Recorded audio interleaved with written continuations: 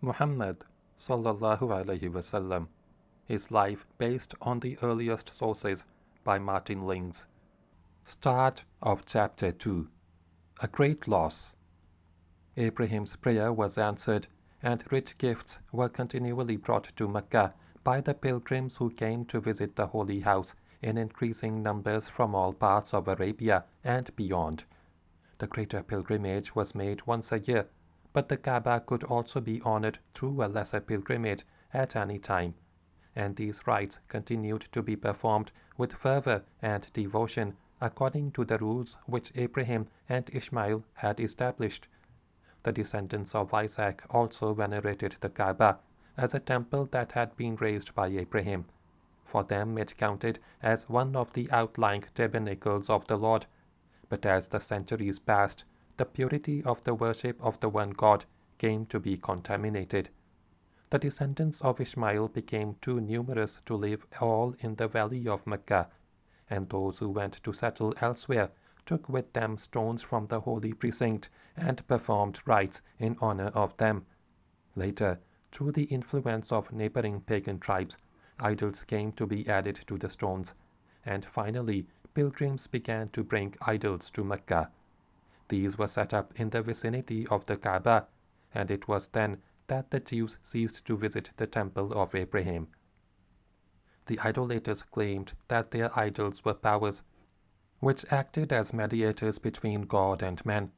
As a result, their approach to God became less and less direct, and the remoter he seemed, the dimmer became their sense of the reality of the world to come, until many of them ceased to believe in life after death.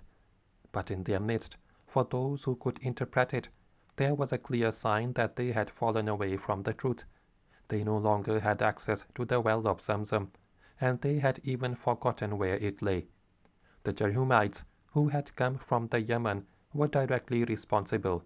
They had established themselves in control of Mecca, and the descendants of Abraham had tolerated this because Ishmael's second wife was a kinswoman of Jurhum.